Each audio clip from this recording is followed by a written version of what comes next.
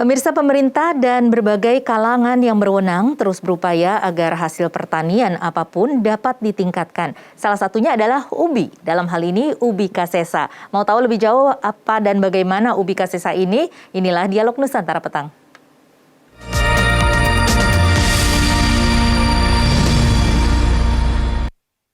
Sudah bersama kita ada Bapak Bambang Irawan Siswandi. Beliau adalah orang yang ditunjuk untuk mengawal para petani ubi ini dari awal hingga panen yang gemilang. Dan saat ini sudah bergabung bersama kita Bang Ir. Selamat sore Bang Ir. Selamat sore Mbak Tasya. Iya Bang Ir, ini mungkin bisa dijelaskan mengenai program ubi Kasesa ini. Sudah berjalan berapa lama sih Bang Ir? Ya, ini program ini kita luncurkan di bulan Januari kemarin, yaitu program dari Bapak Presiden kita sebenarnya Korporasi Pertanian, tapi program ini diambil oleh Pupuk Indonesia, dinamakan Agro Solution. Nah, Agro Solution ini diimplementasikan oleh anak perusahaannya itu PT Pusri, karena Blanka Belitung adalah area dari kerjanya Pupuk Pusri, sehingga perusahaan kami ditunjuk PT Belitung Agro Makmur ini untuk mengkoordinir petani-petani yang ada dengan program ini. Mereka didampingi mulai dari land clearing sampai perawatan dan panen, kami dampingi dan di backup oleh perbankan yang bekerja sama kami. Ada beberapa bank yang ikut andil di dalam pembiayaan ini.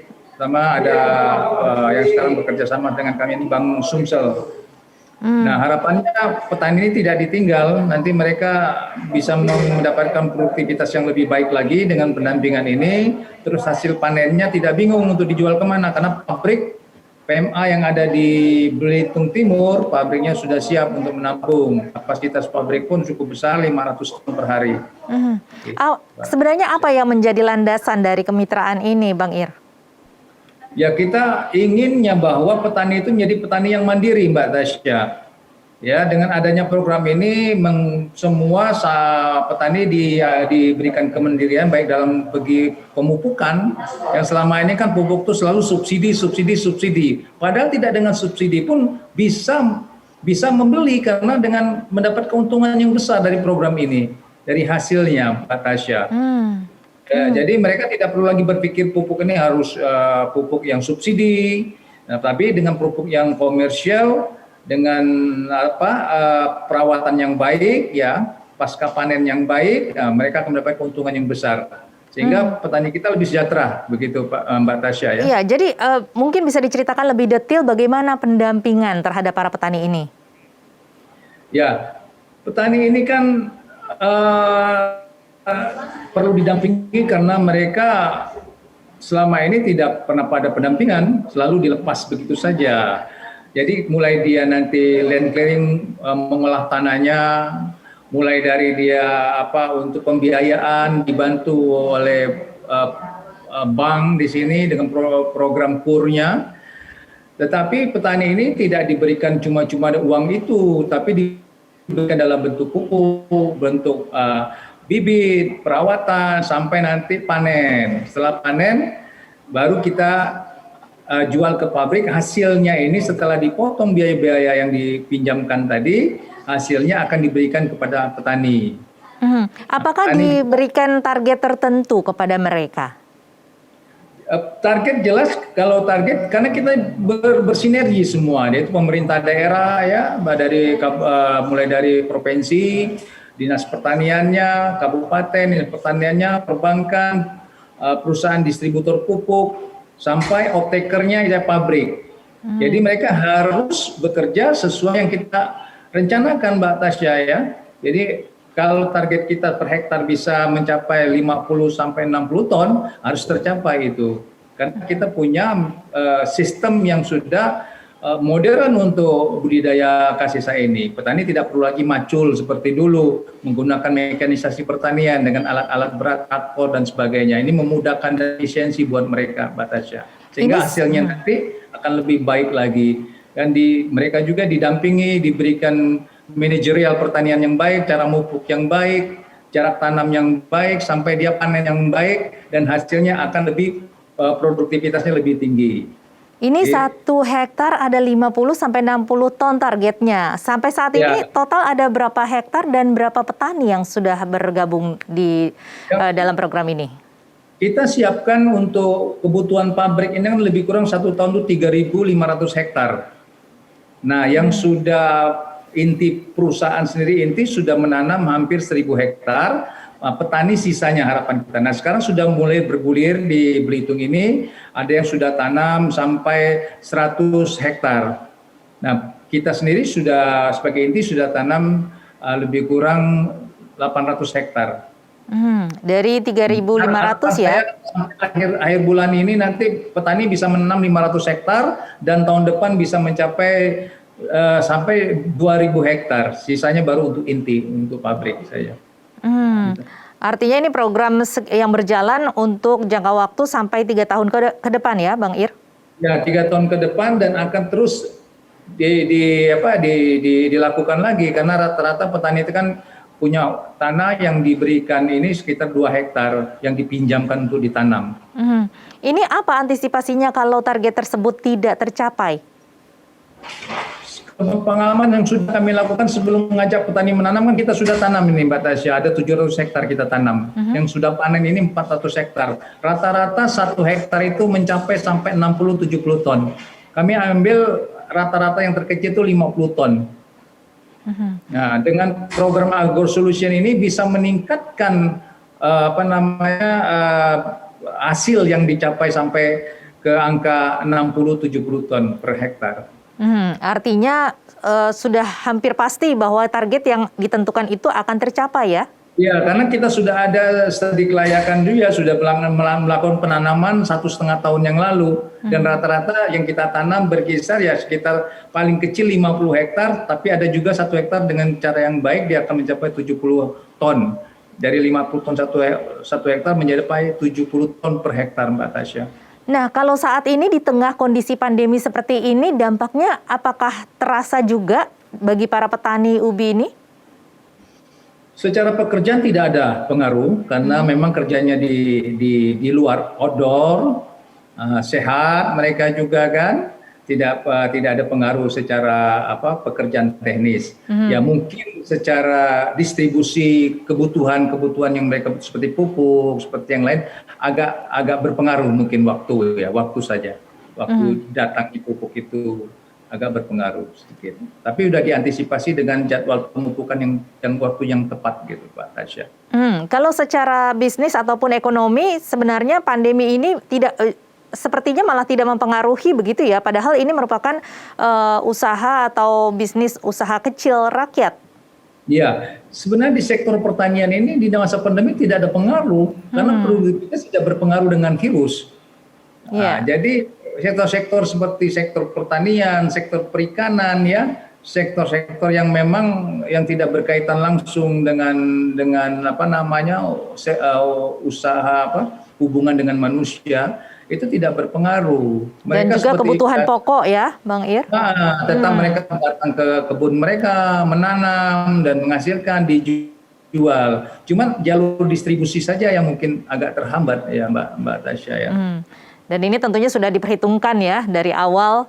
Diperhitungkan Mbak Tasya. Karena jarak kita dari lahan ke pabrik itu juga dekat. Jadi mereka tidak berpengaruh untuk mengantarkan hasil pertaniannya ke pabrik untuk dibeli. Oke, baik. Bang Ir, nanti kita akan lanjutkan lagi di segmen berikutnya, tapi kita harus jeda dulu. Pemirsa, tetaplah bersama kami, Dialog Nusantara Petang akan kembali sesaat lagi.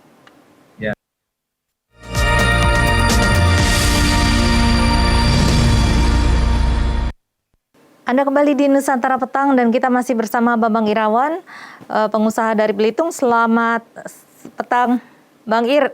Kembali di segmen Dialog Nusantara Petang ini, tadi Anda mengatakan bahwa para petani ini terus mendapatkan pendampingan dan nanti baru akan dilihat program ini per 3 tahun berarti begitu ya.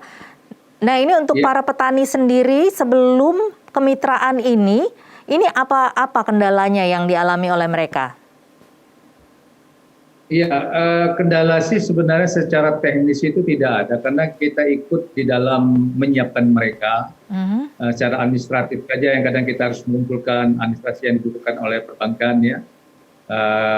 NPWP mereka harus punya, terus juga surat tanda usaha, surat tanda usaha mereka dari desa, dan macam-macam seperti administratif saja, tapi itu pun kita bantu. Dan juga ada sebelum mereka tanam ini kami adakan pelatihan juga dari PT Pustri sebagai yang mengimplementasikan program ini, mengirimkan para agronomis mereka untuk melatih para petani-petani ini untuk bagaimana cara menanam ubi kasesa atau singkong kasesa ini dengan cara yang baik dan benar.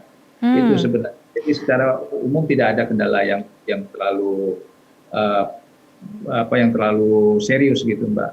Iya, bagi pemirsa Nusantara TV yang masih belum familiar dengan ubi kasesa, ini mungkin bisa dijelaskan Bang Ir, apa sih ubi kasesa ini? Ya, ini ubi kasesa sebenarnya sudah pada petani sih sudah umum sudah tahu ya, hampir semua perusahaan-perusahaan ataupun petani-petani yang menghasilkan tapioka ini banyak menggunakan singkong kasesa atau ubi kasesa. Ini tanaman ubi seperti ubi umum, tetapi jarak umurnya lebih lama, 9 bulan panennya. Kalau ubi biasa kan 3-4 bulan sudah panen, Mbak Tasya. Namun kelebihan dari ubi ini dia mengandung unsur pati yang cukup banyak dibandingkan ubi biasa. Kalau ubi biasa mungkin sekitar lebih kurang 15-18%. Kalau ubi ini bisa sampai 25-30% unsur patinya. Yang kita butuhkan unsur pati ini untuk bahan tapioka itu sendiri, Mbak Tasya. Jadi umur tanamnya aja yang lebih lama dibandingkan ubi biasa. Kalau kita bicara ubi biasa 4 bulan kita sudah panen. Kalau ubi ini kita panen paling tidak umur 8-9 bulan baru bisa kita panen. Gitu, Mbak Tasya. Nah, kemudian secara ini juga secara besarnya. Jadi kalau ubi ini besar-besar ini, Mbak.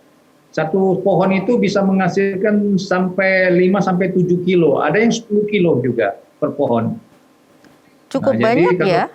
Ya, jadi kalau kita 1 hektar kita tanam tanah datar itu lebih kurang kan 1 kali 1 meter 10.000 pohon.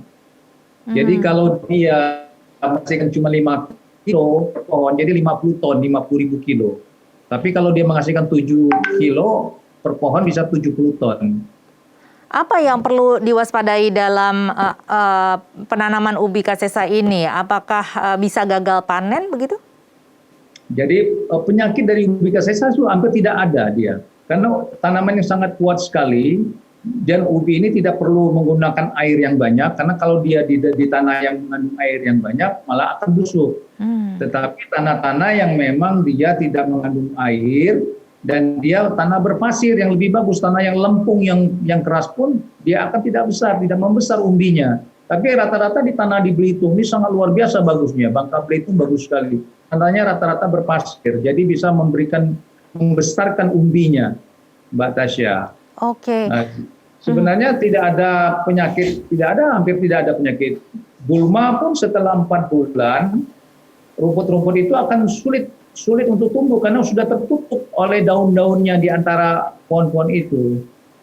Jadi petani sebenarnya yang kerja berat ini cuma 3 bulan. 3 bulan ke sana tinggal nunggu-nunggu hasilnya saja sambil melihat-lihat, merawat sedikit lah. Seperti itu. Nah, jadi saat ini sudah ada berapa petani yang bergabung dan kemudian nantinya diharapkan akan menjadi berapa jumlahnya? Target saya kalau dia 3.500 hektar, itu 2 hektar, lebih kurang 1.750 petani. Untuk 1 land pabrik 500 ton per hari. Tapi kalau kita buka 2 land dalam 1 pabrik, ya 1.000 ton per hari, dikalikan 2 tadi, sampai 3.500 petani. Nah, saya berharap, bayangkan 3.500 orang ini bisa menghasilkan rata-rata per bulan 5 juta, pendapatan mereka sangat luar biasa. Gitu. Lumayan ya. Berarti artinya ini benar-benar bisa memberikan pendapatan sendiri terhadap mereka, kemudian juga bisa bagaimana dampaknya dengan ketahanan pangan saat ini? Nah, inilah sebenarnya program yang sangat bagus di Singkong ini untuk ketahanan pangan, karena hampir seluruh rakyat kita Indonesia ini sangat familiar dengan tanaman ini, bisa memakannya, bisa mengkonsumsinya. baik itu dibuat dalam bentuk mie instan, dari tepung ini maupun dibikin dengan cara yang lain, produk-produk makanan yang lain, bisa dengan kue dan sebagainya. Tapi yang jelas singkong ini secara bisnis ekonomi sangat menguntungkan, secara budidayanya sangatlah mudah. Kalau Beda untuk dengan yang lain. Kalau untuk di daerah lain selain di Belitung ini, kira-kira tanah mana yang cocok untuk tanaman ini bisa bertumbuh dengan baik? Hampir di seluruh Indonesia tanahnya cocok untuk tanam singkong. Di Lampung sendiri itu pabrik udah ada lebih 10-an lebih pabrik tapioka, dan mereka memang sudah hampir 20 tahun sudah bermain dengan singkong kasesa ini. Nah, tetapi kami di Belitung ini baru ini, di Bangka sendiri sudah 4 tahun yang lalu sudah ada. Nah, di Belitung sendiri kita baru tahun ini karena memang ada perusahaan asing PMA China yang mau berinvestasi di Belitung. Dan kami sambut dengan baik, kita berdialog dengan Pak Gubernur, berdialog dengan Pak Bupati. Mari kita sambut investasi ini agar rakyat petani kita lebih sejahtera lagi dengan menanam ini. Begitu, Mbak. Dengan mereka para petani ini mulai menjadi petani ubi kasesa ini, pendapatan per bulan bisa mencapai 5 juta rupiah. Sebelumnya ini tidak bisa mencapai segitu ya, Bang Ir? Tidak bisa kalau secara bisnis di tanaman yang lain, kecuali tanaman-tanaman yang memang yang membuat hasilnya, harga jualnya lebih besar, tetapi perlu waktu yang panjang seperti lada. Lada memang kan harga sangat baik, tetapi perlu waktu lama, kita menunggu untuk panen 3 tahun. Begitu juga sawit. Nah, perlu waktu lama dan cara penanganan budidayanya, perawatannya sangatlah sulit. Nah, jadi sekarang ada opportunity ya, ada kesempatan masyarakat cepat menghasilkan dengan 9-10 bulan sudah dapat hasilnya, dan budidayanya sangatlah mudah. Okay. Apalagi dia tidak memilih lahan khusus, Mbak Tasya. Lahan yang tidak mengandung air, dia cocok sekali seperti itu. Sejauh ini adakah kendala yang dihadapi, kemudian bagaimana solusinya? Kalau kendala selama ini, cuman kita mengedukasi saja kepada para petani, karena kan di Belitung ini kan masih mindset di mereka ini, di pola pikir mereka tambang. Belitung ini kan daerah tambang timah, Mbak Tasya. Bagaimana kita mengajarkan mereka untuk mulai beralih pelan-pelan menuju pertanian singkong ini, perkebunan singkong ini. Jadi dari penambang beralih profesi jadi petani ya, Bang Ir? Ya, jadi perlu waktu untuk merubah ini, mengedukasi mereka, Mbak Tasya. Tapi saya sangat optimis sekali, karena dengan kita buktikan dengan secara bisnis ini sangat menguntungkan, dan juga budidaya tanaman ini kan juga ramah lingkungan ya, Mbak Tasya ya. Yeah. Untuk yang kedepannya, proses bisnis ke depan ini akan lebih panjang gitu, Mbak Tasya. Iya, ini sangat menginspirasi tentunya karena mudah, murah, prosesnya relatif cepat, kemudian juga sangat bermanfaat baik bagi petani itu sendiri secara individu maupun juga bagi daerah ya. Betul. Yang satu lagi, ini produk ekspor. Jadi hasil dari kita ini memang akan banyak diekspor ke Cina, tetapi apabila ada kebutuhan di dalam negeri, kita utamakan dulu. Karena kita PMA Cina, dari China, Mbak Raisa. Jadi otomatis mereka ini sudah bermain di singkong ini sudah hampir 30 tahun di China sana, punya perusahaan pabrik ini, sama di Kamboja. Dan mereka bikin pabrik yang ketiga di Belitung gitu, Mbak Tasya. Jadi kita tidak khawatir lagi lah untuk pasarnya. Nah, tapi berbicara mengenai investor asing ini, Bang Ir, ini kan memang agak sensitif ya bagi masyarakat yang mungkin kebanyakan akhir-akhir ini agak sensitif nih mendengar adanya investor asing. Nah, dengan investor dari Cina ini bagaimana, Bang Ir? Ya, kalau kita yang melakukan nih, Mbak Tasya ya, yang saya terjun ke dalamnya, tidak ada masalah sebenarnya. Berita-berita yang selama ini mungkin tidak masuk ke dalam sebenarnya. Tinggal kita bagaimana berkoordinasi sama mereka tentang orang yang digunakan untuk para karyawannya, kita menggunakan karyawan lokal yang ada di tempat kita, Mbak Tasya. Kecuali karyawan staf ahli mereka, tetap kita harus transfer teknologi dulu. Kita tetap menggunakan dari mereka ada beberapa tenaga ahli Nah, yang akan mengajarkan, dan mereka tidak selamanya, hanya beberapa waktu saja untuk transfer teknologi. Seperti kepala pabrik kita ya orang kita sendiri, sampai ke level yang paling bawah orang kita, dan sangat menyerap tenaga kerja. Ada 100 orang yang akan kita pakai nantinya ini, Mbak Tasya, dalam satu pabrik ini. Jadi jangan khawatir ya bahwa mereka akan mendapatkan keuntungan yang lebih besar daripada kita. Betul. Jadi kita nggak usah perlu khawatir, karena ini memang kita bagaimanapun teknologi mereka kuasai. Ya, investasi mereka punya uang. Tapi bagaimana kita berkoordinasi sama mereka, bersepakat, bersepaham, ber-MOU dengan baik dengan mereka, win-win solution, bagaimana saling menguntungkan kedua belah pihak, tentunya seperti itu, Mbak Tasya. Iya, mereka punya peralatannya atau teknologinya, mereka punya uangnya, tetapi kita memiliki bahannya, komoditasnya, sumber daya alamnya, sehingga dengan koordinasi dan kerjasama serta komunikasi yang baik tentu bisa terlaksanakan dan memberikan keuntungan yang semaksimal mungkin bagi bangsa ya. Korek, setuju saya itu, Mbak Tasya. Baik Bang Ir, mungkin ada yang ingin disampaikan karena kita durasi sudah mau habis, mungkin ada yang ingin disampaikan kepada para pengusaha di daerah lain supaya bisa terinspirasi dan bisa memajukan daerahnya serta para petani di daerahnya. Ya, para sahabat-sahabatku pengusaha maupun para petani, terutama pengusaha, mulai berpikir untuk mengembangkan daerahnya masing-masing. Karena banyak potensi-potensi usaha yang bisa kita kembangkan, baik potensi usaha perikanan, pertanian, dan potensi-potensi yang lainnya bisa kita kembangkan. Jangan kita berfokus kepada kota besar. Saya di Jakarta sudah hampir 30 tahun, Mbak Tasya, tapi mau kembali ke kampung halaman ini. Karena saya lihat potensi yang begitu besar yang bisa kita gali, yang bisa kita explore. Cuman bagaimana kita merencanakan dan bisa dimitrakan kepada masyarakat. Sektor-sektor ini bisa dimitrakan asal kita punya rencana yang baik, punya analisa bisnis yang baik, yang bisa bermitra sama masyarakat, sehingga rakyat kita akan lebih sejahtera hidupnya di kampung kita nantinya, begitu. Jadi saya harapkan juga nggak usah bingung-bingung, karena udah zaman teknologi yang canggih ini, semuanya bisa di-search di mbah Google. Mau belajar apapun ada itu, Mbak Tasya. Iya, siap. Jadi harus jeli menangkap kesempatan, kemudian juga harus punya perencanaan dan nantinya akan diimplementasikan atau dieksekusi dengan baik juga ya. Exactly, betul sekali itu, Mbak Tasya. Yang paling penting harus kreatif, Mbak Tasya ya. Siap. Dalam masa pandemik ini harus berpikir kreatif bagaimana memajukan masyarakat berbisnis langsung mengena di kalangan bawah. Jangan kita membesarkan kantong kita hanya untuk kita sendiri, tapi ajak bermitra sama masyarakat, ajak masyarakat untuk ikut dalam bisnis tersebut. Baik, semoga sukses selalu Bang Ir dan memberikan manfaat juga kepada sesama, terutama para petani di Belitung. Terima kasih, salam sehat selalu. Sehat selalu.